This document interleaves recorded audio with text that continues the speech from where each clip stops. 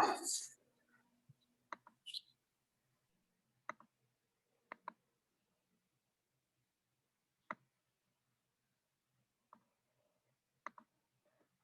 bueno, vamos a empezar. Buenas noches, mi nombre es Jessica de Yanira Chicahui, soy R1 de Imaginología Diagnóstica y Terapéutica de UMA de Mérida, y el día de hoy vamos a ver el tema de patología traumática de lo que es la columna vertebral.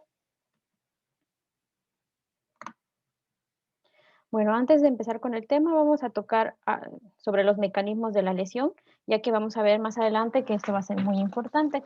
El primer mecanismo es el mecanismo de hiperflexión. Este generalmente va a afectar a la columna cervical media e inferior y es el tipo de mecanismo más frecuente por el que se van a producir las fracturas. Se va a dar hasta en el 50 a 60% de las lesiones y esto se va a deber a un movimiento anterior excesivo de lo que es la cabeza sobre el tórax. Cuando la cabeza se flexiona, la lesión lo vamos a ver a nivel de principalmente de C6 y C7, y cuando lo que es el tronco del cuerpo se flexiona sobre sí mismo, pues ahí vamos a ver una lesión a nivel de lo que es T12 y L2. Ahora, en cuanto al mecanismo de hiperextensión, este va a ser un movimiento en la parte posterior excesiva, como podemos ver en esta imagen, y vamos a ver que va a haber una afectación o compresión de lo que son los elementos posteriores, y la parte anterior se va a estirar. Va a afectar principalmente en cuanto a la columna cervical, a las porciones de las apófisis espinosas, láminas y algunas las articulaciones facetarias principalmente. Y a nivel de la columna dorsolumbar, pues esto no va a tener realmente tanto impacto. El siguiente mecanismo, que es la compresión, esta se va a deber a una carga axial y pues puede llegar a afectar los tres elementos. Sin embargo, principalmente va a afectar la porción anterior y media de lo que es el cuerpo vertebral. Y el otro tipo es un mecanismo de lesión por distracción, y este va a ser un estiramiento excesivo de la columna y de lo que es la médula espinal. El mecanismo de rotación va a ser una excesiva igual rotación de lo que es la cabeza y el cuello, moviéndose de un lado a otro. En esta podemos ver una lesión de lo que son los ligamentos interespinosos, y podemos llegar a ver en algunos casos fractura de lo que son las láminas y apófisis articulares. Y la flexión, por último, lo que es la flexión lateral, como podemos ver en esta imagen, en el que vamos a ver lo que es una afectación con una fuerza directa lateral sobre lo que es la columna vertebral. Y bueno, en cuanto a la patología traumática de lo que es la columna, antes de empezar con esto, vamos a ver que los estudios principales que vamos a usar, como ya habíamos visto antes, van a ser principalmente la tomografía. La radiografía sí nos va a servir mucho a veces para identificar algunas lesiones. Sin embargo, vamos a usar más de forma principal lo que es la tomografía para detectar lo que son las fracturas óseas y ver si tienen algún compromiso de lo que es el canal medular, y también nos va a ayudar a identificar algunas luxaciones o subluxaciones. Principalmente nos va a ayudar los planos, perdón, la reconstrucción sagital y los cortes axiales, y también la resonancia magnética va a jugar un papel muy importante. Sin embargo, pues cuando es un traumatismo grave y es urgente, pues no, realmente a veces solo con el estudio de radiografía y tomografía se va a hacer. La resonancia magnética nos va a ayudar más que nada a delimitar si hay una integridad de lo que es el complejo ligamentario y de las estructuras del arco posterior. También nos va a ayudar a ver si hay alguna hematoma intrarraquídea o algún dato de alguna mielopatía que esté asociada a lo que es el traumatismo y la fractura. Y bueno, pues en cuanto a las fracturas, vamos a dividirlas en segmentos. Vamos a abarcar primero en esta parte lo que es las lesiones cervicales y posteriormente las toracolumbares. Y bueno, en cuanto al segmento cervical, vamos a ver que la patología, esta patología va a ser muy frecuente, y pues lo vamos a ir analizando según el mecanismo en que se vaya lesionando, y también utilizaríamos lo que es la clasificación de las tres columnas de Denis que ya habíamos mencionado antes, lo que nos va a ayudar para valorar lo que es la estabilidad o inestabilidad de las lesiones. Y pues recordando un poquito, vamos a ver que lo que es la columna anterior va a estar compuesta por lo que es el ligamento longitudinal anterior y los 2/3 anteriores del cuerpo vertebral y de su disco intervertebral intersomático. El cuerpo, la columna media va a estar formada por el tercio restante del cuerpo vertebral y por el ligamento longitudinal posterior. Y en la columna posterior va a estar formada por lo que son las estructuras del arco posterior. Y bueno, pues recordando un poquito igual lo que ya hemos visto, una fractura inestable va a ser aquella que en algún problema del arco del movimiento va a hacer que tenga mayor riesgo de alguna lesión neurológica. y normalmente se consideran fracturas inestables aquellas que tengan 2 lesiones de las 3 columnas. Y bueno, ya empezando con la primera patología, vamos a empezar con la luxación atlanto-occipital. Esta va a ser causada por un mecanismo de alta energía dirigido principalmente hacia lo que es la región posterior del cráneo. Esta va a producir lo que es una disrupción completa de lo que son los ligamentos atlanto-occipitales, y pues esto puede llegar a ocasionar lo que es una luxación tanto posterior de lo que es el occipital con respecto al atlas, una luxación anterior. La luxación anterior pues es la más frecuente que vamos a ver, y pues también lo podemos pues saber igual si hay algún problema de una luxación atlanto-occipital, si observamos un ensanchamiento de lo que son el espacio de las masas laterales de C1 y de los cóndilos occipitales. Eso nos puede orientar a determinar una luxación atlanto-occipital.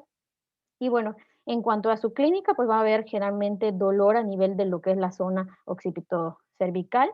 También puede haber algunas manifestaciones debido a una compresión de lo que es el tronco medular, como apnea, hipotensión arterial o alguna parálisis de algunos nervios. También podemos llegar a ver alguna compresión de alguna arteria vertebral.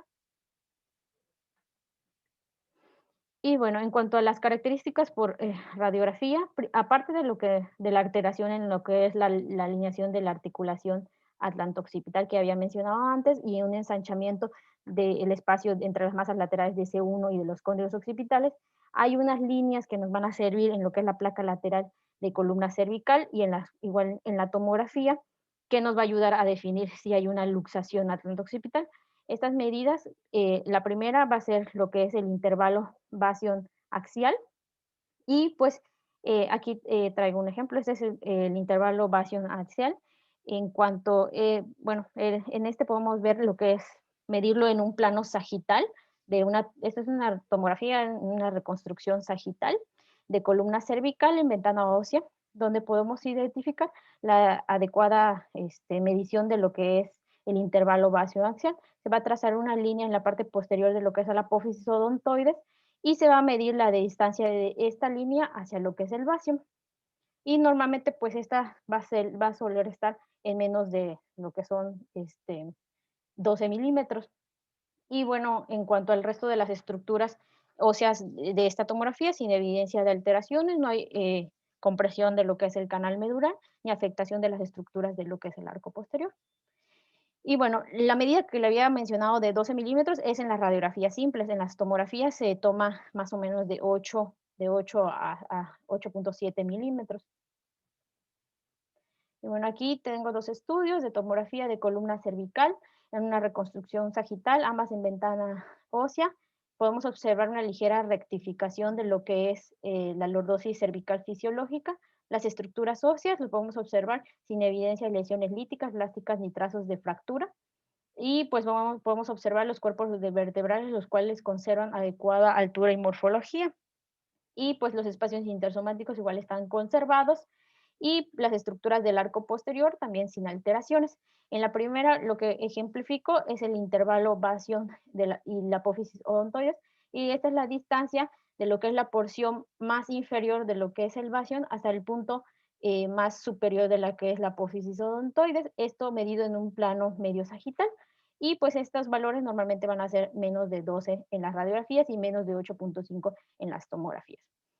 Y aquí a la derecha, ejemplificando lo que es el intervalo atlantodental, en el cual vamos a ver que es la distancia horizontal entre la porción posterior del arco anterior del DC1 y la porción anterior de la apófisis odontoides de C2. Y pues esta distancia, en cuanto a las tomografías, medido en un plano medio sagital, normalmente debe ser de menos de 2 milímetros. Bueno, esta es una radiografía lateral izquierda de columna cervical en cuanto a tejidos blandos con adecuada radiodensidad, sin evidencia de alteraciones. Estructuras óseas, lo podemos observar sin evidencia de fracturas, ni lesiones líticas, blásticas, ni trazos de fractura. Los cuerpos vertebrales conservan lo que es su morfología y altura habitual. Los espacios intersomáticos se encuentran conservados, y pues podemos ver que se observa ligera rectificación de lo que es la lordosis fisiológica. También podemos observar lo que es un marcado ensanchamiento de lo que es la articulación atlanta-oxoidea. Esto en un paciente con una luxación atlanta-occipital. Y bueno, aquí traigo otro ejemplo. Esto es una magnificación de un estudio de tomografía en una reconstrucción sagital en ventana ósea.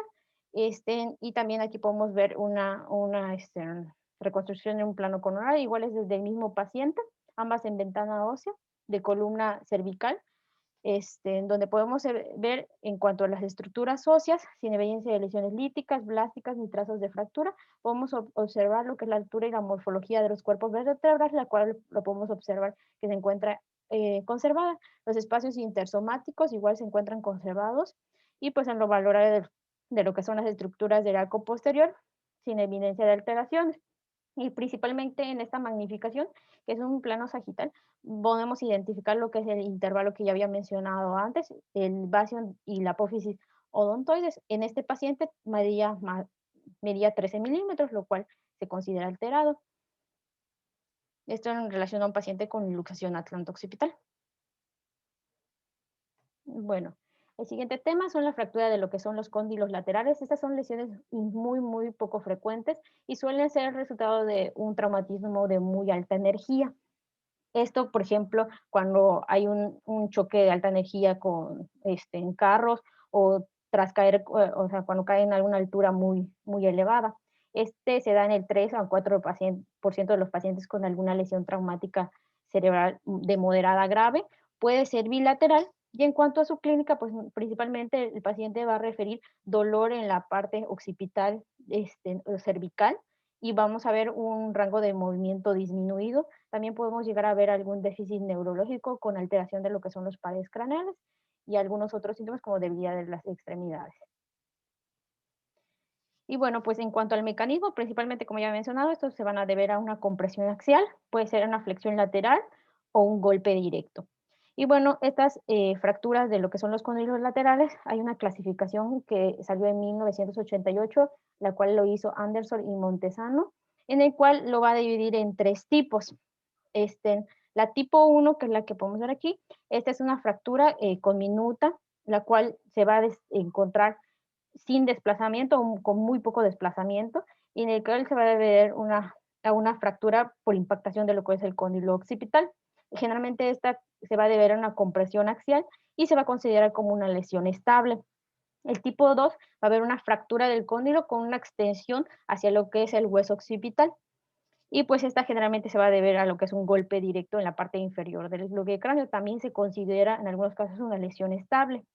Y por último, la tipo 3 es una fractura con abulsión de un fragmento y generalmente va a estar afectado lo que es el ligamento alar. Y pues esta sí se considera una fractura no estable. De las tres, la más frecuente principalmente es la tipo 3, luego la 2 y por último la 1. Bueno, aquí es bueno, en cuanto a las características, como ya había mencionado, pues principalmente vamos a valorar en las imágenes coronales que haya una integridad de lo que es el cóndilo occipital. O sea, vamos a ver que los parámetros que había mencionado antes, que no haya qué tipo de fractura es, si es una fractura conminuta, y también pues vamos a valorar la articulación atlanto-occipital y la atlantoaxial. Bueno, este es un estudio de tomografía de columna cervical, en lo que la primera pues es una reconstrucción coronal y la de la derecha es un corte axial. Ambas están en ventana ósea. Este es un paciente con antecedente de un traumatismo tras un choque frontal, y podemos identificar lo que podemos ver aquí señalado con la flecha, una fractura del cóndilo occipital derecho. Podemos observarla aquí también en el plano del corte axial, la cual lo observamos que no se encuentra desplazada. Está en un paciente con una fractura del cóndilo lateral tipo 1. Como ya habíamos mencionado, estas son muy raras y son difíciles de ver por radiografía. Y bueno, aquí este es otro estudio, esta es una magnificación de una tomografía de cráneo, lo que lo podemos ver en una reconstrucción coronal en ventana ósea, donde podemos identificar un trazo de fractura, como podemos ver aquí señalado con la flecha del cóndilo occipital, y pues realmente también podemos ver que se extiende también. Entonces, aquí como podemos ver ejemplificado en la imagen, también se puede extender a lo que es el hueso occipital. Cuando hay una extensión, pues se considera una fractura tipo 2. Bueno, aquí es otro ejemplo. Esta es igual una magnificación de una tomografía de cráneo. Esta es una reconstrucción igual coronal en una ventana ósea, donde podemos identificar un trazo de lo que es la fractura, como podemos ver empezando en esta porción. En la parte de todo lo que es el cóndilo y del hueso occipital, que se extiende en todo en relación a una fractura del cóndilo tipo 2. Son dos tomografías de columna cervical. La de la izquierda es un corte axial, la de la derecha una reconstrucción coronal. Ambas son en ventana ósea, donde podemos identificar, como señalado con, con esta flecha y aquí en el plano coronal, una abulsión de lo que es el cóndilo occipital derecho. Lo que podemos observar que está rotado y está desplazado hacia una dirección inferomedial, que se encuentra superior a lo que es la apófisis odontoides, que es esta. Está desplazado. Esto en relación a un paciente con una fractura de los cóndilos laterales tipo 3. Bueno, la siguiente patología es la fractura de Jefferson. Es una fractura se debe por un estallido, o sea, por una fractura por estallido de lo que es el atlas. Vamos a ver una afectación tanto del arco anterior como el posterior, y esto se va a deber a una carga axial a lo largo de lo que es el eje de la columna cervical y hacia los cóndilos occipitales, y hace que los cóndilos occipitales, perdón, sean impulsados hacia lo que son las masas laterales de C1. Esta normalmente va a estar asociado hasta en un 33% con una fractura de C2, y en el 50%, hasta en el 50% va a estar asociado con otras lesiones de la columna, y también se ha visto que se puede asociar con alguna lesión de la arteria vertebral. Y bueno, en cuanto a la radiografía que vamos a ver, principalmente en cuanto a la vista de odontoides de boca abierta, vamos a ver lo que es una simetría en la vista de la odontoides con una distancia de más, generalmente vamos a ver una distancia de más de 6 milímetros, lo que va a sugerir generalmente que hay una lesión de lo que son los ligamentos. Y aquí a la derecha podemos ver un ejemplo. Esta es una radiografía en vista de odontoides donde se observa lo que es. Aquí podemos ver, como ya habíamos mencionado antes, aquí está la apófisis odontoides que están aquí, y estas son las masas laterales de lo que es el C1. Entonces vamos a ver que se observa un poquito desplazada hacia lateral lo que son las masas laterales de C1 con respecto a C2. Y pues realmente solo nos orienta un poquito a que probablemente pueda haber una fractura de Jefferson C1, sin embargo, pues sí hay que hacer algunos otros estudios. Aquí es igual otro estudio. A la izquierda es una radiografía en vista odontoides donde se observa también un desplazamiento de lo que son las masas laterales de C1 con respecto a C2 en relación a una fractura de Jefferson. Y aquí a la derecha pues se le hizo al paciente porque pues era una sospecha, una tomografía. Podemos ver una tomografía en un corte axial de columna cervical dirigido hacia C1, ventana ósea, donde podemos confirmar los hallazgos de lo que es la radiografía simple. Podemos observar dos fracturas, una hacia el arco anterior y otra en lo que es el arco posterior. Y pues también podemos ver aquí señalado con violeta, una flecha violeta, la evolución de lo que es la inserción del ligamento transverso. Esto es un paciente, como ya he mencionado, con diagnóstico de fractura de Jefferson. Y bueno, en cuanto a la tomografía, en esta principalmente vamos a ver si hay alguna lesión de lo que es el ligamento transverso, y también podemos ver pues igual la fractura del arco anterior como el posterior y aumento de lo que es el intervalo atlantodental. Y esta es a la derecha una tomografía de columna cervical en un corte axial en ventana ósea dirigido a nivel de C1, en el cual podemos observar en el arco posterior dos trazos de fractura, y a nivel del arco anterior un trazo en el lado derecho del arco anterior. Esto en relación a un paciente con diagnóstico de fracturas de Jefferson. Y bueno, la otra patología, luxación atlantoaxial. Anterior, en esta vamos a ver una rotura, completa de lo que es el ligamento transverso del atlas, y se va a asociar con fracturas. Sin embargo, esta patología va a ser muy poco frecuente. La más frecuente es una subluxación rotatoria atlantoaxial. Esta se va a deber a que el atlas va a rotar y se va a luxar con respecto a la apófisis articular del axis, perdón. Y en esta vamos a ver una lesión del ligamento alar. Esta principalmente se va a dar en niños y se va a sospechar cuando el niño refiere, o sea, presenta tortícolis que no se resuelve en más de una semana. Y pues obviamente también si tiene, por ejemplo, un antecedente de un trauma, también nos va a orientar a eso. Bueno, en cuanto a la subluxación rotatoria, existe una clasificación que es la clasificación de Fielding y de Hawking, en el cual ellos lo dividen en 4 tipos. El primer tipo, el atlas va a girar sobre los odontoides, como podemos verla en esta imagen. Aquí está, este es el C1 y C2, y vamos a ver que el atlas va a girar sobre lo que es el odontoide, sin embargo no va a haber como tal un desplazamiento anterior, y este es el tipo más frecuente. Aquí está a la derecha el tipo 2, el atlas va a girar en el proceso articular lateral con 3 a 5 milímetros de desplazamiento anterior, que es lo que vemos acá. El tipo 3 igual va a comprender una rotación de lo que es el atlas en ambas apófisis articulares laterales. Sin embargo, aquí ya vamos a ver un desplazamiento anterior ya superior a los 5 milímetros. Y el tipo 4 está caracterizado por una rotación y un desplazamiento, pero posterior, como podemos ver aquí ejemplificado. Bueno, en cuanto a las características por radiografía, pues principalmente las que había mencionado, lo que hay que tomar en cuenta.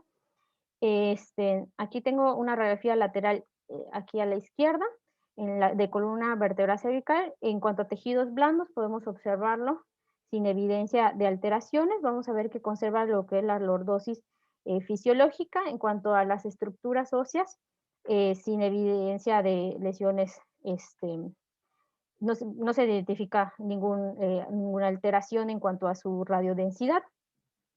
Sin embargo, aquí sí podemos pues, observar en cierta forma lo que bueno, se ve más en la tomografía que se le realizó, pero sí podemos observar que hay una luxación de lo que es, o sea, no hay una incongruencia con las caries articulares de lo que es C1 y C2. Y pues por lo mismo se le pidió al paciente una tomografía, ya que pues no era muy evidente en lo que es la radiografía, y pues se le realizó una tomografía al paciente de columna cervical en corte axial, en ventana ósea, donde ya podemos confirmar lo que es la rotación. O sea, no vemos que no hay una congruencia de las caries articulares de C1 y de C2.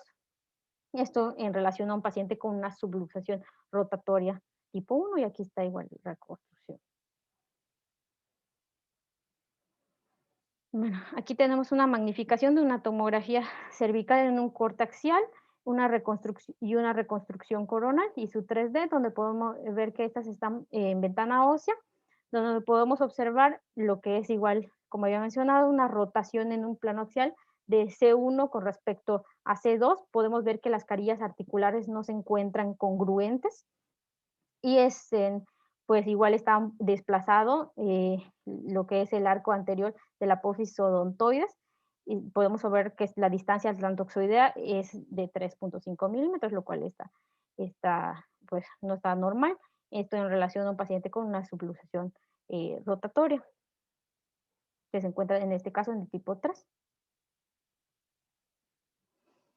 Bueno, pasando a la siguiente patología, la fractura de la apófisis odontoides. Esta va a ocurrir es una fractura a través de lo que es la apófisis odontoides de C2, y pues principalmente se va a deber a un mecanismo de flexión o de extensión con o sin compresión. Y bueno, existe una clasificación que es la clasificación de Anderson y de Alonso.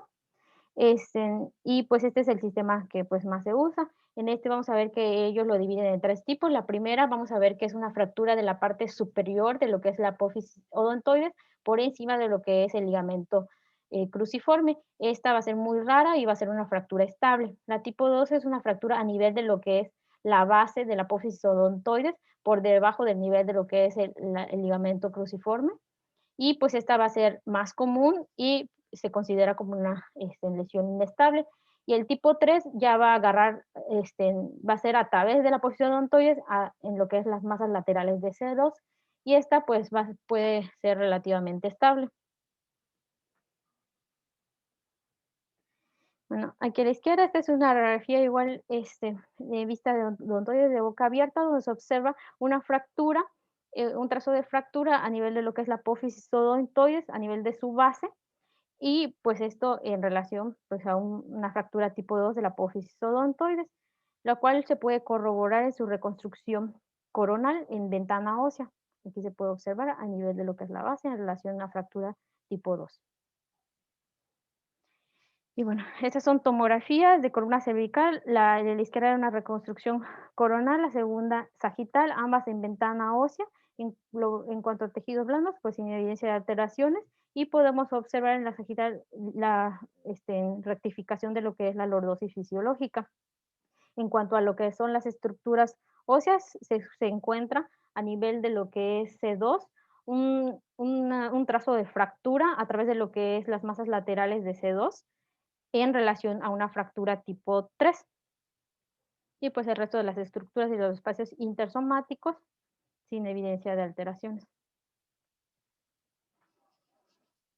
La siguiente patología es la fractura del ahorcado, o también conocida como espondilolistesis traumática del eje.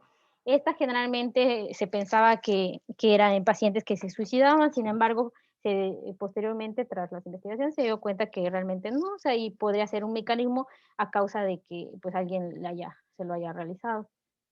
Bueno, pues aquí vamos a ver una espondilosis traumática de C2 sobre C3, vamos a ver una fractura de los pedículos o de la parte interarticular de C2, y esto se va a deber principalmente a un mecanismo de hiperextensión y de distracción.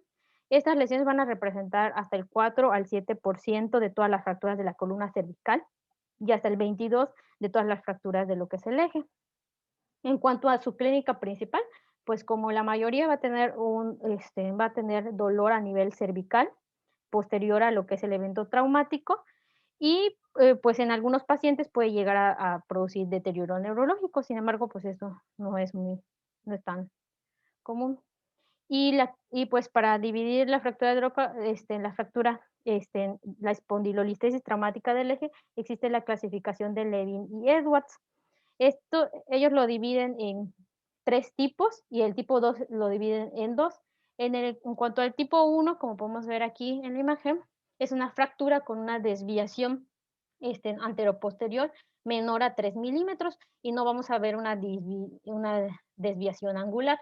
En la tipo 2 hay una fractura con una desviación anteroposterior mayor a 3 milímetros y iba a haber una desviación angular significativa. También podemos encontrar una rotura de lo que es el ligamento longitudinal anterior.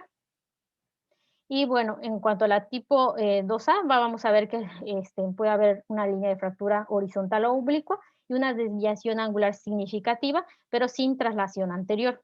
Y en la tipo 3 va a ser parecida a la tipo 1, o sea, va a haber una fractura con una desviación anterior posterior menor a 3 milímetros, pero ya aquí vamos a ver una luxación facetaria bilateral, como podemos ver aquí. Ya va a haber una luxación de las facetas.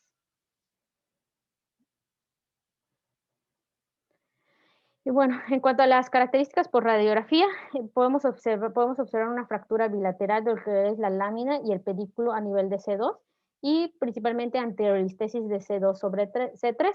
También podemos llegar a ver una lesión de lo que es la arteria vertebral. Podemos encontrar, no ver. Aquí a la derecha es una magnificación, una radiografía lateral derecha de columna cervical, en lo valorable de lo que son los tejidos blandos sin evidencia de alteraciones. En cuanto a las estructuras óseas, se identifica a nivel de lo que es el cuerpo vertebral de C2.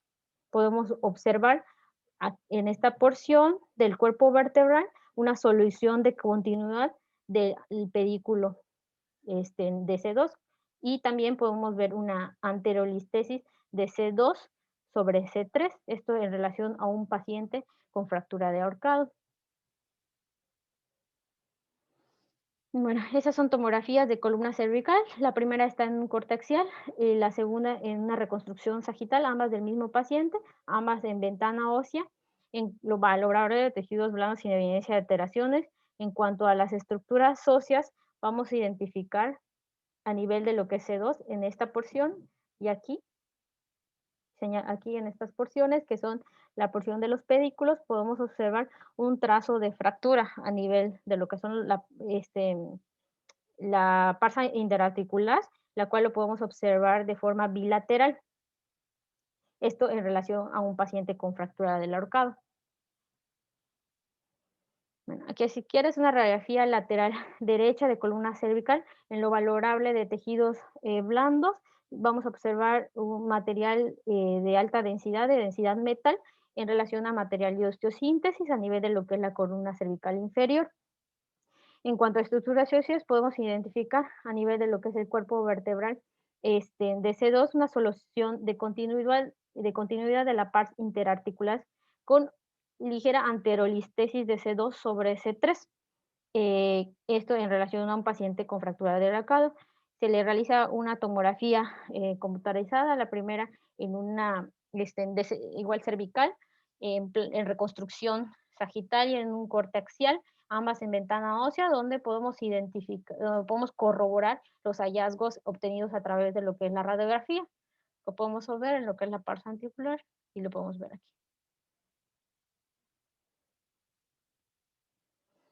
Y bueno, pasando a fracturas ya de la columna cervical, pero ya media y baja. Las patologías son la subluxación anterior cervical.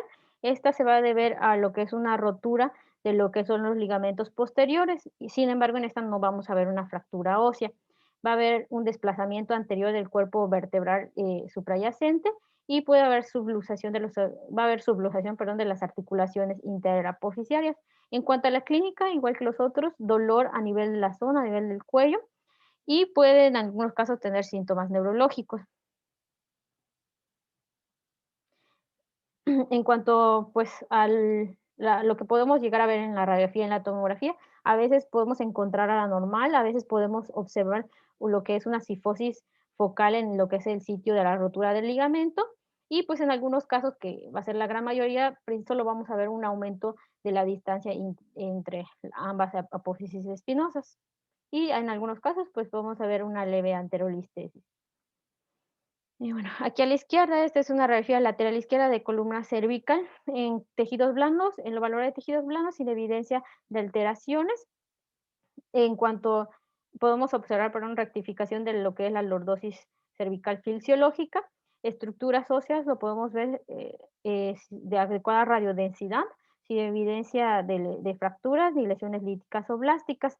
Los cuerpos vertebrados vemos que en lo valorable conservan su altura y su morfología. Sin embargo, podemos observar que el espacio interespinoso de C5 y C6 lo podemos observar ampliado o ensanchado. Y pues también podemos observar a ese mismo nivel lo que es pues una disminución del espacio intersomático en su porción anterior. Esto en un paciente con una subluxación anterior cervical. Y bueno, aquí a la derecha es una tomografía de columna cervical, es del mismo paciente, es una reconstrucción sagital en ventana ósea, donde podemos corroborar lo que es la pérdida de la lordosis cervical fisiológica, y de hecho en algún momento podemos ver una ligera cifosis en el sitio, y podemos igual corroborar lo que es el aumento de lo que es el espacio interespinoso de C5 y C6. Igual corroborado también una disminución de lo que es el espacio del disco a este nivel, en la porción anterior, sin evidencia de fracturas ni lesiones líticas ni blásticas. Y bueno, en cuanto a la resonancia magnética, principalmente, como ya había mencionado antes, nos va a ayudar a determinar si hay alguna lesión de los ligamentos, que ya habíamos mencionado, que ya habíamos visto. O sea, hay que valorar si el ligamento longitudinal anterior, el posterior se encuentren íntegros. Igual vamos a valorar lo que es el ligamento amarillo, ligamentos supraespinosos, como podemos ver aquí. Y como ya había mencionado mis compañeros en clases anteriores, pues los ligamentos lo vamos a ver en T2, pues, bueno, en todas las señales, perdón, con pérdida de la señal o muy intensos.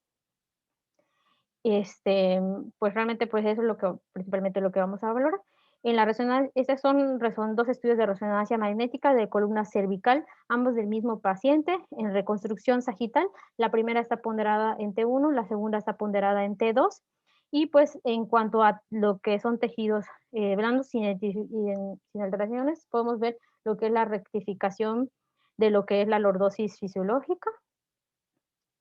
Este, y pues en cuanto a los cuerpos vertebrales, pues los podemos observar con adecuada morfología y altura. Y pues podemos identificar también a nivel de lo que es C5 y C6, perdón, C5 y C6, una rotura de lo que es el complejo ligamentario posterior. Podemos observar lo que es el ligamento interespinoso, como ya había mencionado, principalmente, o sea, vamos a ver todos los ligamentos y pues, en comprilla de la señal en todas las secuencias. Entonces, aquí vamos a ver que está lesionado lo que es el ligamento interespinoso, también podemos ver el supraespinoso y también el ligamento amarillo se encuentra lesionado. Como podemos ver aquí, hay una pérdida de la continuidad.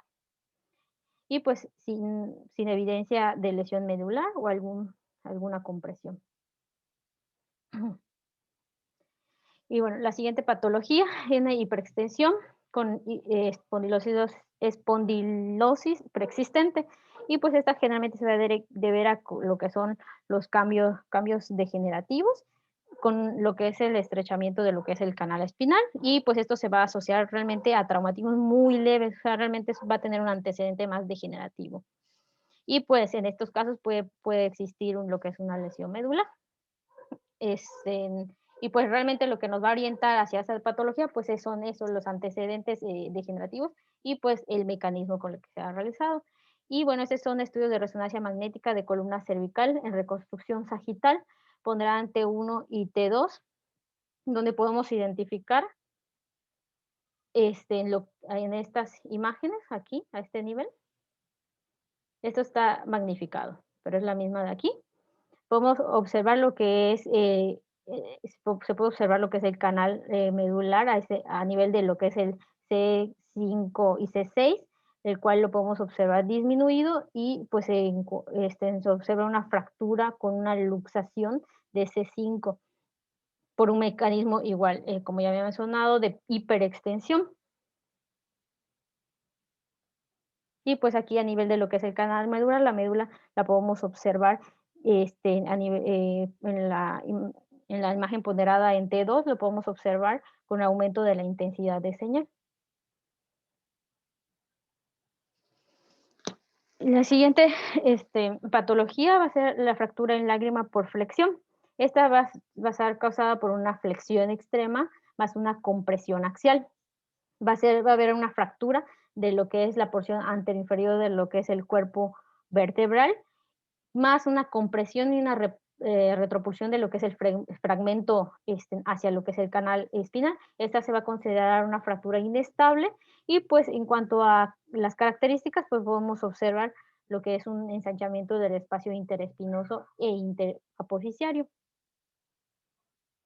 Y pues este tipo de fracturas pues lo vamos a ver principalmente en lo que es la columna cervical media e inferior, principalmente a nivel de C4 y C5. Y bueno, como podemos ver ejemplificado en esta imagen, vamos a ver lo que es una fractura a nivel del labio anterior de lo que es el cuerpo vertebral. Esta generalmente o clásicamente va a tener lo que es la forma como triangular o en lágrima. Sin embargo, cuando son más grandes, pues esta forma pues no va a estar igual. Y pues también podemos ver en algunos casos un desplazamiento posterior del cuerpo vertebral, lo cual puede llegar a producir lo que es una compresión medular. Esta es una radiografía cervical en una proyección lateral derecha. En cuanto a los tejidos blandos, sin evidencia de alteraciones, podemos observar rectificación de la lordosis fisiológica y podemos identificar también a nivel de lo que es C5 una pérdida de lo que es la continuidad a lo largo de la cara anterior del cuerpo vertebral de C5 y podemos observar desplazamiento del fragmento que se fracturó hacia anterior y pues el cuerpo vertebral, como podemos observar, el resto del cuerpo vertebral se dirige hacia posterior y pues también vamos a observar un ensanchamiento a este mismo nivel de lo que son el espacio interapofisiario.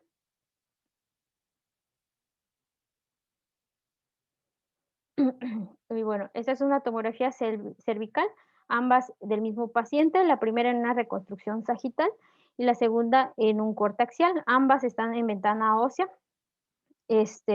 donde podemos identificar a nivel de los que son los cuerpos vertebrales, se identifica una pérdida de continuidad de lo que es la porción anterior inferior de lo que es el cuerpo vertebral de C4 y podemos observar aquí en el corte axial lo que es una fractura, la cual se encuentra orientada sagitalmente y pues que atraviesa una porción del cuerpo. Y pues también podemos observar una fractura, aquí están, bilateral de lo que es la lámina de C4, las cuales no se encuentra desplazada. También podemos observar una fractura de la porción anterior de lo que es el cuerpo vertebral de C5. Y pues el resto de los cuerpos vertebrales sin alteraciones. Podemos observar igual una pérdida de lo que es la lordosis fisiológica y pues el canal espinal pues aparentemente se observa sin compresiones. Esto pues en relación a un paciente con una fractura en lágrima por flexión. Bueno, estos son dos estudios de resonancia magnética de columna cervical en reconstrucción sagital, la primera ponderada en T1, la segunda ponderada en T2, en tejidos blandos sin evidencia de alteraciones. Estructuras óseas, vamos a identificar al nivel de C5, igual una solución de continuidad de lo que es la porción anterior, anterior y inferior de lo que es el cuerpo vertebral, con ligera, o sea, se observa igual el cuerpo vertebral desplazado con retropulsión hacia lo que es el canal cervical. Y pues podemos observar en la imagen ponderada en T2 que esto produce edema medular, lo cual pues en esta reconstrucción podemos observarla hiperintensa. Esta se extiende desde C3 hasta C6. Y pues el resto de los cuerpos vertebrales de altura y morfología normal y tiene pues, pero tiene algunos cambios por sustitución grasa. El resto de los espacios intersomáticos se encuentran conservados y las estructuras del arco posterior sin evidencia de alteraciones. La fractura en lágrima por extensión, esta es igual causada, es causada por un mecanismo de hiperextensión con la abulsión de lo que es la esquina anterior inferior de lo que es el cuerpo vertebral. Estas generalmente se consideran estables, a diferencia de las que habíamos visto anteriormente, se consideran estables en flexión, pero inestables en extensión. Y pues se puede igual asociar con lo que es el síndrome del cordón central. Y bueno, en cuanto, como podemos ver aquí igual en la imagen, ejemplificado, también se va a ver como en forma un poquito triangular. Y bueno, en cuanto a sus características por radiografía, vamos a ver una fractura de lo que es la porción anterior-inferior y pues vamos a ver lo que es una abulsión igual de lo que es la unión del ligamento longitudinal anterior a lo que es la esquina del cuerpo vertebral. Fragmento, generalmente, como ya había mencionado, va a tener igual forma de lágrima y la altura del fragmento va a ser igual o mayor que el ancho. Y también podemos observar lo que es un ensanchamiento de lo que es el espacio discal anterior. Y aquí a la derecha es una radiografía de columna cervical en una proyección lateral derecha. En cuanto a tejidos blandos, pues solo aquí material dental, el cual se observa con aumento de la densidad, el resto sin evidencia de alteraciones. Estructuras óseas con disminución generalizada de la densidad. Podemos observar una pérdida de la continuidad de lo que es el cuerpo vertebral anterior e inferior de C3. Podemos observar que el fragmento se observa como de forma triangular, esto en relación a una fractura en lágrima por extensión. El resto de los cuerpos vertebrales sin evidencia de fracturas de lesiones líticas o blásticas y pues se encuentran conservados en cuanto a su morfología y altura, y los espacios intersomáticos igual los podemos encontrar conservados y la lordosis conserva su lordosis fisiológica y las estructuras del arco posterior sin evidencia de alteraciones.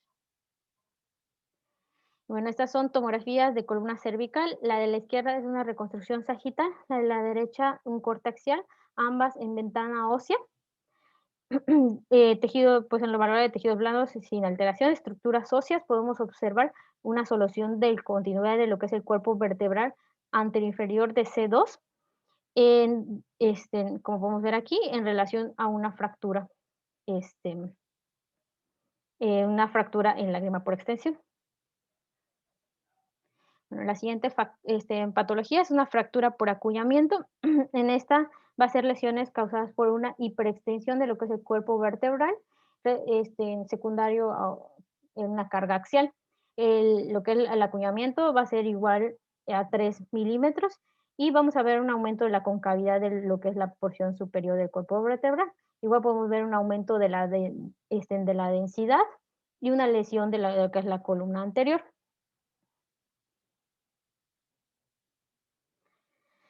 Esta es una radiografía lateral derecha de columna cervical. En cuanto a los tejidos blandos, sin evidencia de alteraciones, con lordosis, con ligera rectificación de la lordosis fisiológica.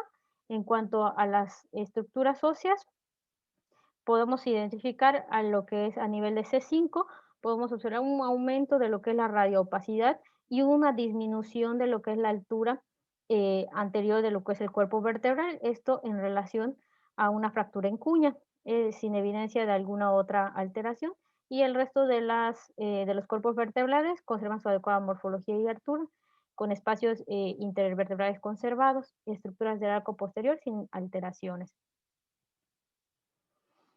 Aquí a la izquierda, este es un estudio, es una radiografía de columna cervical en una proyección lateral izquierda en cuanto a lo que son tejidos blandos sin evidencia de alteraciones.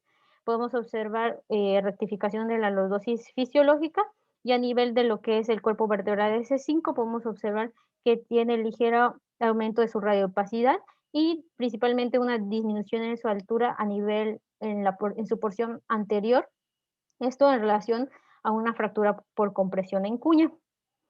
Y pues el resto sin evidencia de alteraciones. Y aquí a la derecha pues es del mismo paciente, se le realizó posteriormente para corroborar una tomografía. Esta es una tomografía cervical en reconstrucción sagital, en ventana ósea, es del mismo paciente, donde podemos ver pues a ese nivel, a nivel 5, podemos corroborar pues los datos, una fractura en cuña. La siguiente patología es una fractura por estallido. Ese tipo de fractura se debe por una compresión secundario a un traumatismo por una carga axial. Aquí vamos a ver una rotura de lo que es la corteza del cuerpo vertebral ya posterior, a diferencia del otro, que la columna posterior se encuentra conservada. En esta no, vamos a ver una alteración en su parte posterior con una retropulsión hacia lo que es el canal espinal. Y pues principalmente esta fractura por estallido, menciona la literatura que se da principalmente a nivel toracolumbar, a nivel de T9L5, hasta en el 90% de los casos. Sin embargo, también se puede observar a nivel cervical. En cuanto a sus características, por radiografía, como ya había mencionado, pues vamos a ver una pérdida de lo que es la altura del cuerpo vertebral, y pues también podemos ver que está afectada la porción posterior de lo que es el cuerpo vertebral, con una retropulsión de lo que son los fragmentos óseos hacia lo que es el canal espinal. Y podemos ver un ensanchamiento de los interpeduncular. Bueno, aquí esta es una tomografía cervical. La primera está en una reconstrucción sagital y la segunda en un corte axial, ambas en ventana ósea, donde podemos observar en una fractura. Aquí podemos observar una fractura por estallido de C5 con una retropulsión de la porción del cuerpo vertebral hacia lo que es el canal espinal, y podemos observar también una disminución de la altura del cuerpo vertebral, como podemos ver aquí. Y pues el resto de lo que es, y bueno, pues se corrobora aquí en la imagen axial, como podemos ver. Y pues el resto de los cuerpos vertebrales sin evidencia de alteraciones, y las estructuras en lo valorable de lo que son las estructuras del arco posterior, pues sin evidencia igual de alteraciones. Y aquí igual podemos corroborar. Sí, la siguiente patología es una luxación de lo que son las articulaciones interapofisiarias. En esta va a ser debido a un desplazamiento anterior del cuerpo de un cuerpo vertebral sobre otro. En esta no vamos a observar fracturas, sin embargo, sí vamos a encontrar desplazamientos facetarios o dislocaciones facetarias. Estas se van a dividir en dos, unilateral y bilateral. En la unilateral va a ser causada por una flexión más una rotación. Vamos a ver lo que son las facetas articulares del inferior de la vértebra. Vamos a ver que se puede encontrar las articulaciones facetarias bloqueadas y generalmente va a afectar los niveles C4, C5 y C5, C6. Estas se van a considerar luxaciones estables, lesiones estables. Y hasta en el 30% se asocia a lo que es un déficit neurológico. Y en cuanto a la bilateral, pues esta se va a deber a una flexión extrema. Vamos a ver que está asociada a una lesión de lo que son los ligamentos longitudinales, tanto anterior como posterior. Esta se va a considerar una lesión inestable. Bueno, en cuanto a la unilateral, vamos a ver que la luxación de la articulación interapofisietaria, vamos a ver una anterolistesis de menos del 25 al 50%. Podemos ver las facetas giradas en la vista lateral, con rotación y desalineación de lo que son las apófisis espinosas y un ensanchamiento del espacio interespinoso. Aquí a la derecha, esta es una radiografía, es una radiografía lateral, en proyección lateral derecha, en cuanto a lo que son los tejidos blandos, sin evidencia de alteraciones, con lordosis cervical fisiológica conservada. En cuanto a las estructuras óseas, se identifica, como podemos ver aquí, lo que es un desplazamiento, un desplazamiento de lo que es el cuerpo vertebral de C6 sobre C7, el cual podemos observar que tiene un desplazamiento de hasta el 25% aproximadamente, y pues podemos observar asimismo pues que no están alineadas las articulaciones facetarias de 6, 6, 6, 7. El resto de los cuerpos vertebrales sin evidencias aparentes de alteraciones. En cuanto a las características por tomografía, podemos observar en algunos casos el signo de la faceta desnuda o el signo de la hamburguesa invertida. Y bueno, aquí esta es una tomografía de columna cervical. Ambas son del mismo paciente. La primera es un corte axial y la segunda es una reconstrucción sagital, ambas en ventana ósea, donde podemos observar a nivel de lo que es el corte axial principalmente, a nivel de lo que es el C5 y C6, que correspondería a este nivel. Podemos observar una luxación articular de la articular facetaria unilateral derecha con anterolistesis. Bueno, aquí no se observa muy bien, pero tenía anterolistesis de C5 sobre C6 y pues podemos observar también una luxación anterior de la articulación facetaria izquierda. Bueno, en cuanto a las bilaterales, sus características, vamos a ver una pérdida de la posición de la articulación facetaria. Aquí ya vamos a ver una anterolistesis mayor al 50% eh, en algunos casos, y podemos ver igual un aumento de lo que es la distancia interespinosa. Y a la izquierda tenemos una radiografía cervical en una proyección lateral izquierda. En cuanto a los tejidos blandos, sin evidencia de alteraciones, podemos observar que conserva lo que es la lordosis fisiológica, donde podemos igual observar a nivel de C6 y C7 una luxación facetaria, perdón, una anterolistesis de C6 sobre C7, como podemos ver aquí, con una luxación igual facetaria a este mismo nivel. No se identifican lesiones, fracturas, trazos de fracturas ni lesiones líticas o blásticas. Y pues aquí a la derecha está la tomografía, igual es del mismo paciente, en una reconstrucción parasagital en ventana ósea, donde podemos observar lo mismo, o sea, una anterolistesis que, como podemos observar, es pues mayor, pues prácticamente del 50%, lo cual se corrobora con los mismos hallazgos de la radiografía. Y bueno, ya pasando a lo que son las lesiones vertebrales toracolumbares, aquí pues vamos a ver que Habían varios mecanismos por lo que se podía tomar. Algunos usaban lo que es la clasificación de la AO. Sin embargo, como podemos ver aquí, esta es una clasificación bastante compleja, lo que causaba muchas diferencias interobservador, por lo que realmente no se consideraba muy práctico. Algunas también clasificaban estas lesiones de la columna toracolumbar a base de los mecanismos de lesión. Sin embargo, posteriormente se determinó que realmente a veces cuando se creía que era una fractura, o sea, tenía un mecanismo por fractura, realmente no era por, o sea, por fractura por flexión, no, realmente no era así el mecanismo, por lo que se veía en la radiografía o en las tomografías. Entonces no se consideró pues muy útil. Posteriormente salió lo que es la clasificación de Denis, que ya había mencionado antes de qué se trata. Sin embargo, pues esta solo clasificaba las fracturas, pues como ya habían mencionado, si tienen estabilidad o no, y no tomaba en cuenta también otros parámetros, o sea, si tenía alguna lesión neurológica o si tenía lesiones de lo que son el complejo ligamentario posterior. Entonces se quedaba muy corta en ese sentido, por lo que posteriormente salió lo que es la clasificación TLIX, que es este, toraco lumbar injury classification score severity.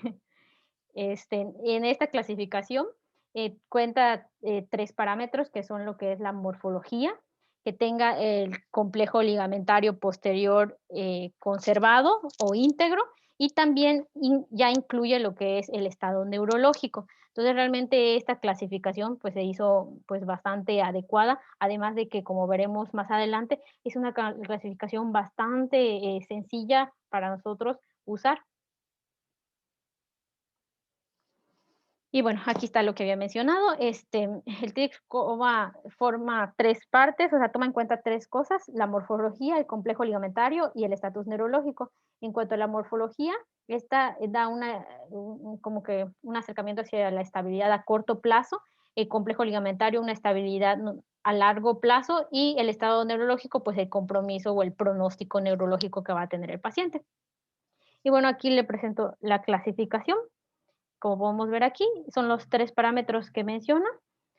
La morfología toma en cuenta la compresión, fracturas por estallido, traslación y distracción. Cada uno le da un puntaje, y para valorar este rubro de morfología se usa principalmente lo que es la radiografía y la tomografía. Ya para valorar lo que es la integridad del complejo ligamentario, realmente principalmente debería usarse lo que es la resonancia. Sin embargo, mencionaba en la literatura que cuando es una fractura, pues por el antecedente traumático grave, pues no se va a meter a un paciente a un estudio de resonancia magnética, por lo que hay algunas cosas que podemos observar a través de la tomografía, algunos datos que nos van a orientar a si está íntegro o no el complejo ligamentario posterior, lo cual vamos a tocar más adelante. Esto lo va a dividir en 3: intacto, indeterminado y lesionado, dándoles el puntaje de 0, 2 y 3 respectivamente. Y pues va a valorar lo que es el estado neurológico, esto pues a través de lo que es un examen físico.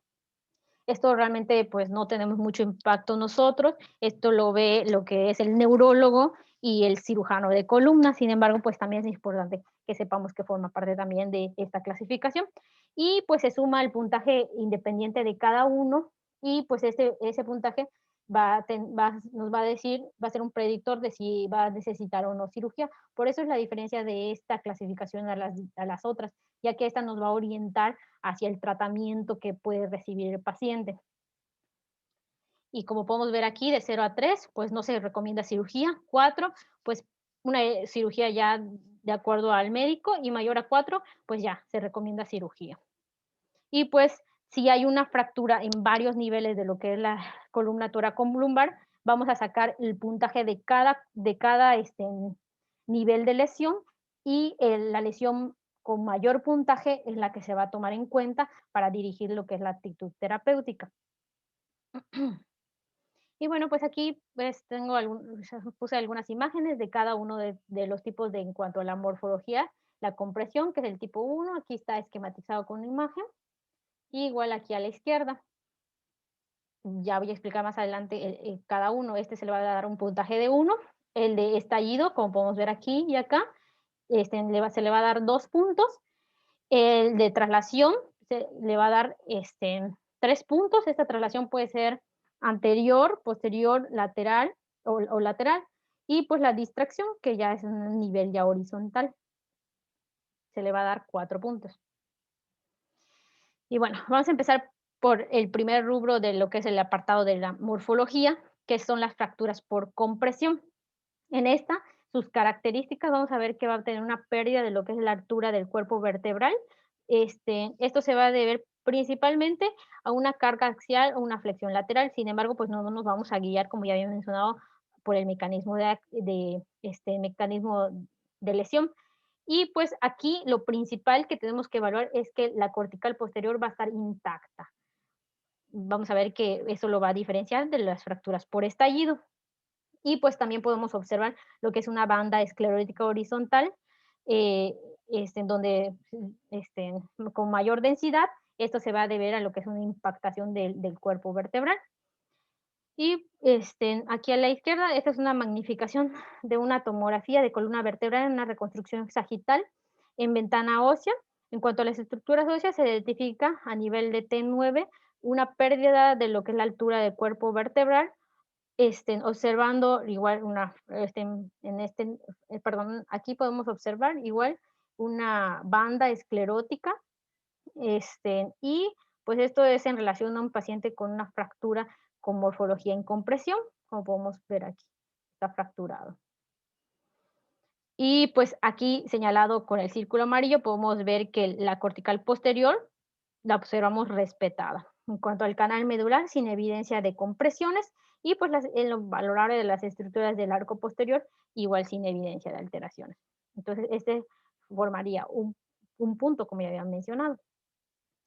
Y aquí a la izquierda tenemos una radiografía de columna vertebral donde se identifica, señalado por la flecha amarilla, una rotura cortical de la porción anterior, está ligero, aquí se observa, es en de la pared anterior superior de lo que es el cuerpo vertebral, con una pérdida ligera de lo que es la altura vertebral en su porción anterior.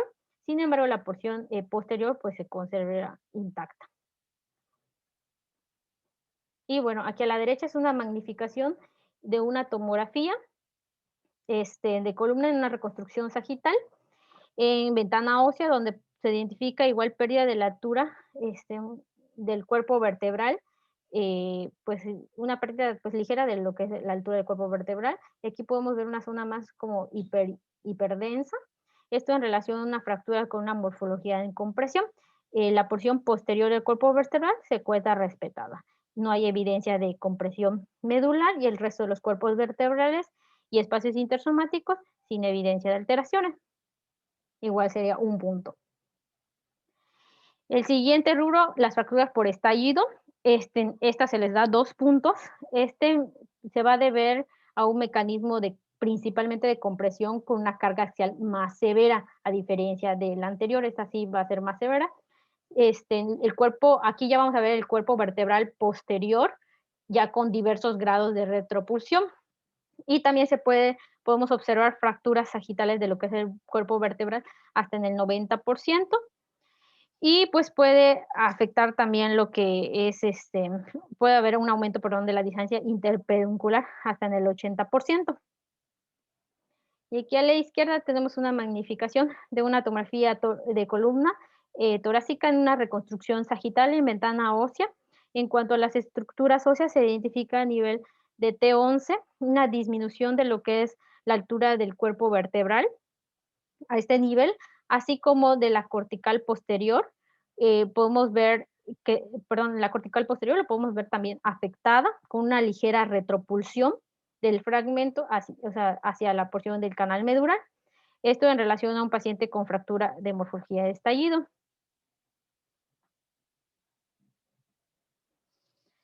Y bueno, esta es una magnificación de una tomografía de columna en una reconstrucción sagital en una ventana ósea. En cuanto a las estructuras óseas, podemos ver algunos cambios degenerativos caracterizados por algunos osteocitos marginales de predominio anterior. Y principalmente podemos identificar a nivel de lo que es T11 una disminución de lo que es la altura de lo que es del cuerpo vertebral y podemos observar la cortical posterior del cuerpo vertebral, la cual se encuentra afectada con retropulsión del fragmento hacia lo que es el canal medular. Esto en relación a un paciente con fractura en morfología en estallido. El resto los observamos sin evidencia de alteraciones. Y bueno, pues como ya he mencionado, se le da 2 puntos. El siguiente va a ser las fracturas por traslación, a las cuales se le va a dar 3 puntos. Y este va a ser debido a un desplazamiento en el plano horizontal o una rotación del cuerpo vertebral sobre otro. Y estas generalmente se van a se van a producir por fuerzas de lo que es torsión y cizallamiento.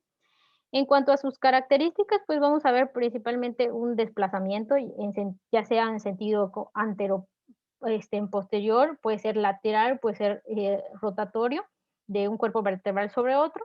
Y pues también podemos observar una alteración en lo que es la alineación de lo que son las apófisis espinosas cuando hay en rotación. Y pues en algunos casos ya podemos observar asociado a algunas fracturas costales y algunas fracturas de lo que son las apófisis transversas. Y pues estas normalmente se van a considerar, en la mayoría de los casos, fracturas inestables, lo cual va a asociarse, porque se va a asociar a lo que es una afectación de lo que son los ligamentos o del complejo ligamentario posterior. Aquí a la izquierda, esta es una tomografía de columna cervical en una reconstrucción sagital en ventana ósea, donde podemos observar en cuanto a la lordosis se observa este, conservada.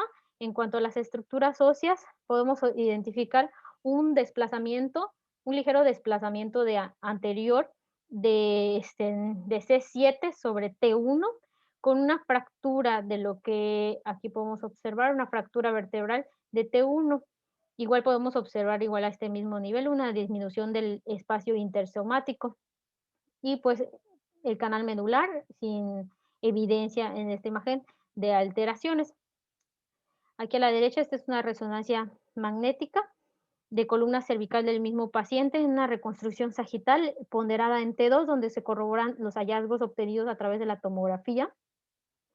Sin embargo, también se puede identificar una zona, como podemos ver aquí, hiperintensa en T2, a nivel de lo que es la médula espinal, y afectación de lo que son los ligamentos interespinosos, lo cual podemos ver igual más hiperintenso en relación a edema.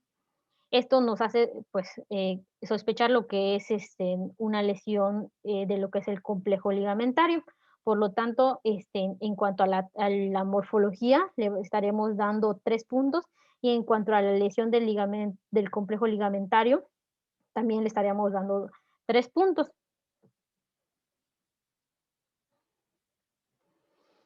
Y bueno, aquí a la izquierda, esta es una tomografía de columna cervical, una reconstrucción sagital en ventana ósea. En cuanto a las estructuras óseas, se observa un desplazamiento de lo que es el cuerpo vertebral de C7 sobre T1, así como una fractura anterior de lo que es el cuerpo vertebral de T1, en relación pues a una fractura por traslación, como podemos ver con un desplazamiento anterior. El resto de las estructuras se observa con cambios degenerativos, como podemos ver aquí. Aquí ya podemos observar ya un puente óseo, y sin embargo, la altura del resto de los cuerpos vertebrales se encuentra conservado sin evidencia de lesiones líticas o blásticas. Y pues las estructuras del arco posterior, en estas sin evidencia de alteraciones. Y aquí a la derecha tenemos 2 estudios de resonancia magnética de región cervical en una reconstrucción sagital. La primera la podemos observar ponderada en STIR, la segunda en T2, donde podemos identificar mismos hallazgos. Se observa un desplazamiento anterior de lo que es el cuerpo vertebral de C7 sobre T1, lo cual podemos observar que provoca una ligera compresión de lo que es el canal medular, el cual podemos observar este, igual en algunas zonas una ligera hiperintensidad en T2, pues en relación a edema. Y pues, y también podemos identificar, pues lo que, igual a este nivel, una lesión de lo que, una rotura de lo que es el ligamento amarillo, aquí lo podemos observar, se debería haber hipointenso con pérdida de la señal y continuo. Sin embargo, a este nivel, pues ya podemos ver una disrupción. Y pues el resto de las estructuras sin evidencia de alteraciones. Y bueno, pues el último es la fractura por distracción. A este se le va a dar 4 puntos.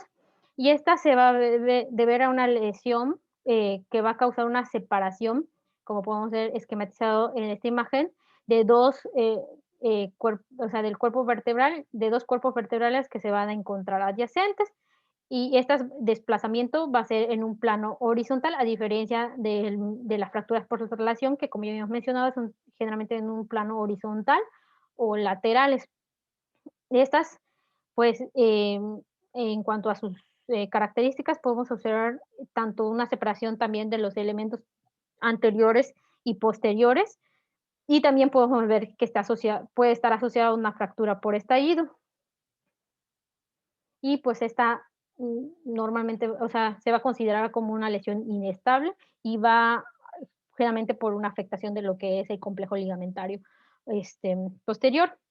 Aquí a la izquierda es una tomografía toracolumbar en una reconstrucción sagital en ventana ósea, donde se identifican trazo de fractura horizontal de lo que es el cuerpo vertebral de C7 y perdón, de C7 y T10.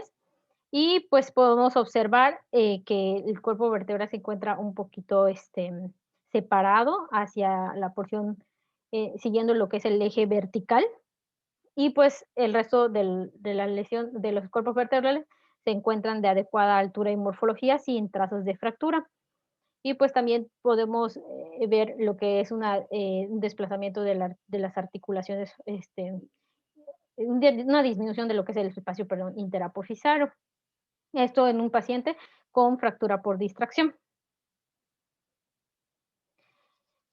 Aquí a la izquierda es una tomografía de columna dorsal en una reconstrucción sagital en ventana ósea. En cuanto a las estructuras óseas, podemos observar igual a nivel de lo que es el cuerpo vertebral de T11, se identifica lo que es una fractura en la porción anterior y superior de lo que es el cuerpo vertebral. Y pues también podemos observar una fractura a nivel de lo que son los elementos posteriores, de las apófisis espinosas, podemos observarlas con un trazo de fractura y sin evidencia de compresión medular ni alguna otra alteración. Esto en un paciente con fractura por distracción. Y aquí a la derecha, esta es una tomografía de columna vertebral en una reconstrucción sagital en ventana ósea, donde podemos observar una fractura del cuerpo vertebral. Aquí se observa un poco disminuido de tamaño en la porción de la altura del cuerpo vertebral. Sin embargo, lo que llama la atención es una fractura horizontal de lo que es la apófisis espinosa a este nivel. Esto en relación a un paciente con una fractura por distracción. A estos pacientes pues se les va a dar una puntuación de 4 puntos. Y bueno, lo siguiente a evaluar va a ser el compromiso del complejo ligamentario posterior. El complejo ligamentario va a estar formado por las estructuras que vemos señaladas en la imagen. La aparición es, como ya había mencionado antes, lo que es el ligamento amarillo, lo que es la cápsula facetaria articular, lo que es el ligamento interespinoso y el ligamento supraespinoso. Todas estas estructuras son las que vamos a tener que evaluar para ver si está intacto lo que es el complejo ligamentario posterior. Y va a ser una banda de tensión posterior de lo que es la columna vertebral que va a proteger a la columna de una flexión, rotación, traslación y distracción excesivas.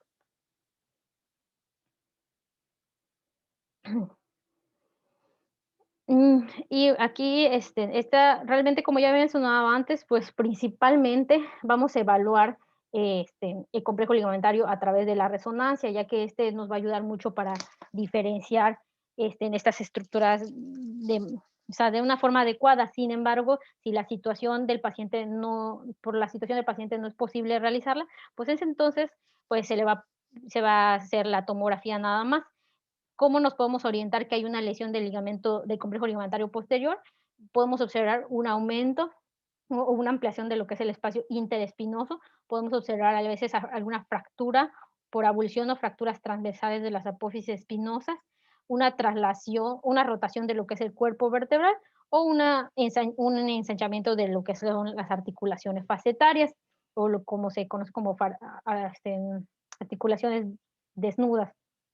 En cuanto a estudio de resonancia magnética, pues ahí ya podemos evaluar que en todas las secuencias, pues el complejo ligamentario se va a encontrar con ausencia de la señal y pues las reconstrucciones que nos va a servir, va a ser, como ya habíamos mencionado mi compañero anteriormente, la sagital y la axial ponderada en T1 y T2. Y bueno, aquí esta es la derecha, a la izquierda, pero una tomografía de lo que es una tomografía de columna vertebral, una reconstrucción sagital en ventana ósea, este, donde podemos observar lo que es una fractura en el cuerpo vertebral con una pérdida de la altura del mismo, donde podemos observar lo que es la porción cortical posterior respetada. Esto en un, perdón, y aquí también señalado con las flechas se pueden identificar las facetas las cuales se encuentran, ¿cómo se llama? Eh, eh, con disminución ¿cómo se llama? De una dislocación, perdón, de las articulaciones facetarias.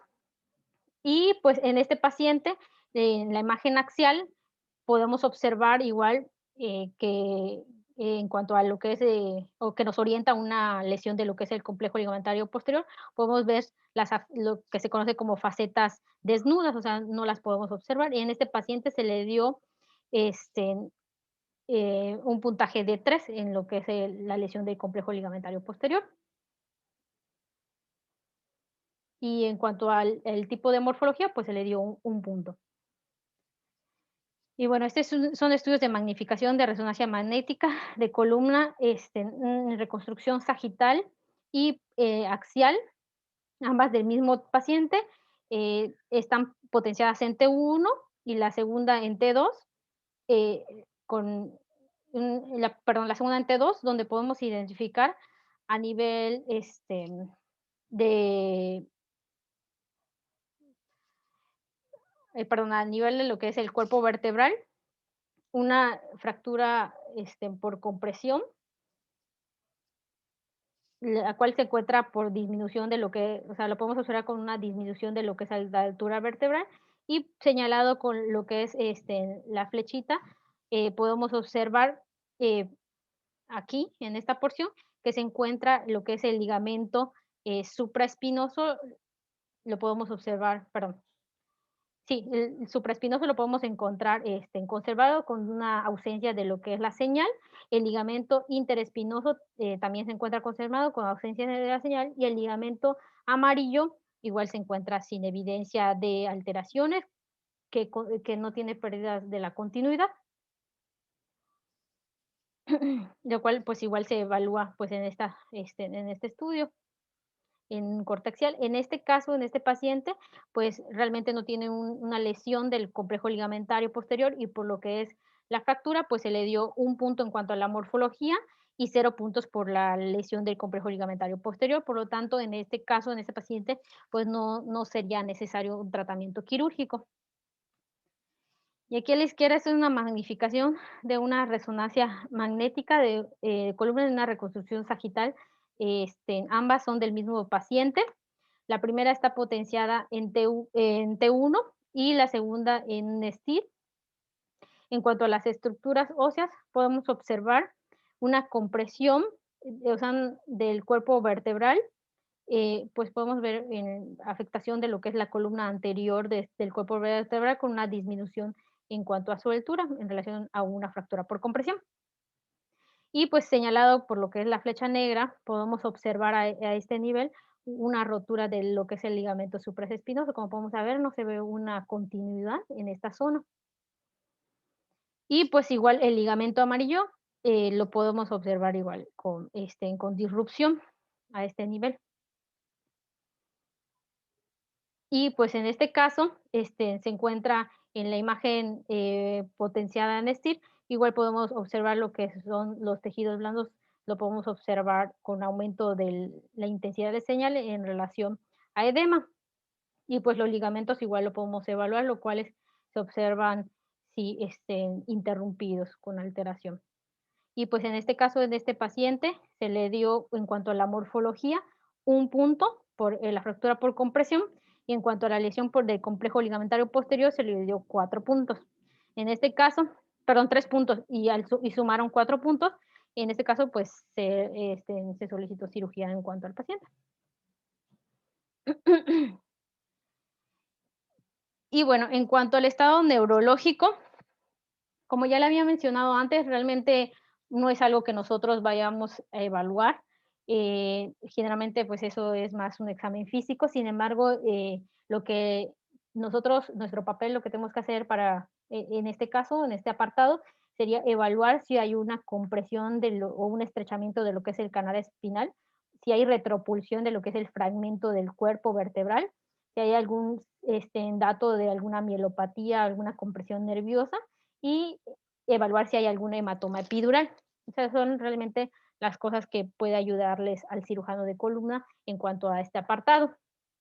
Entonces, aquí a la izquierda es una magnificación de una tomografía de una columna en una reconstrucción sagital en ventana ósea, donde se identifica a nivel del cuerpo vertebral una fractura por estallido del cuerpo vertebral de L1 con una retropulsión de lo que es el fragmento hacia el canal espinal, el cual podemos observar que lo disminuye marcadamente,